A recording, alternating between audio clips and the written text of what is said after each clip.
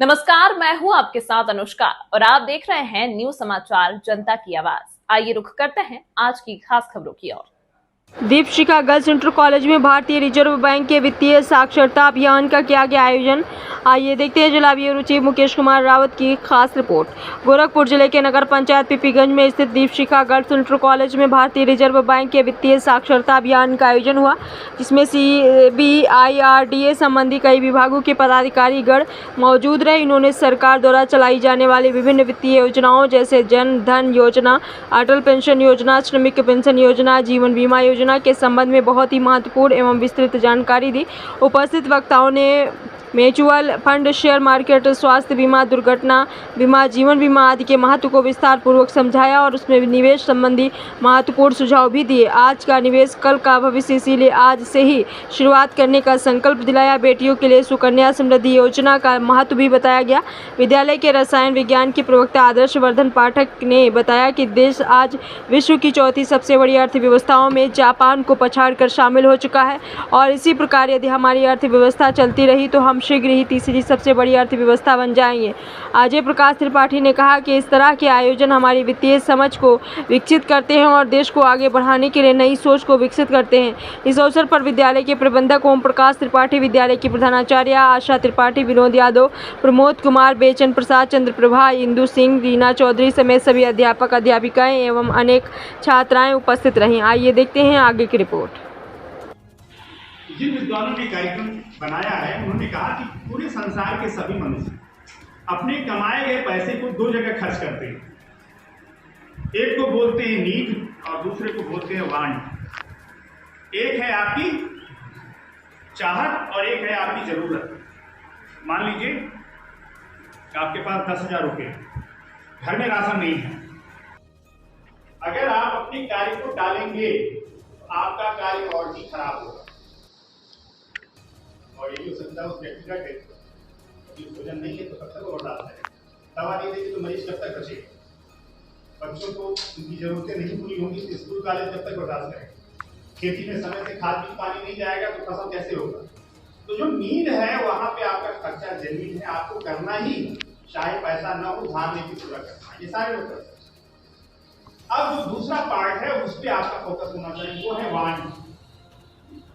कि आपके जीवन में जितने भी वांट आते हैं क्या आपके आय के अनुकूल हैं?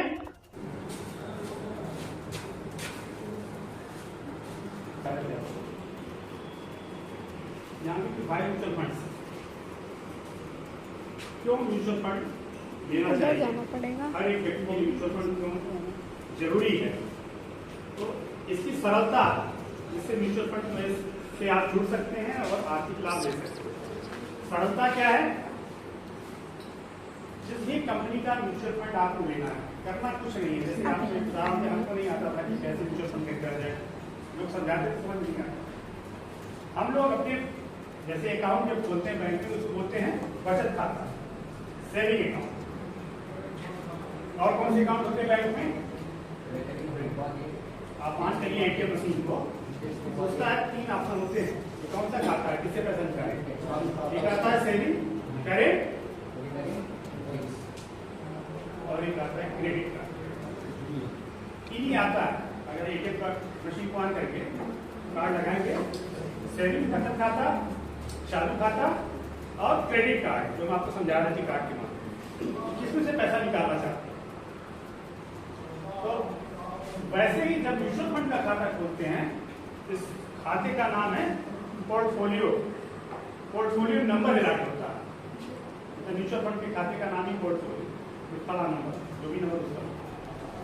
जितने म्यूचुअल फंड के खाते आप खोलेंगे, मान लीजिए SBI का खोला आपने, फिर आपका बैंक का बचत खाता हुआ, उतने खाते खुल गए।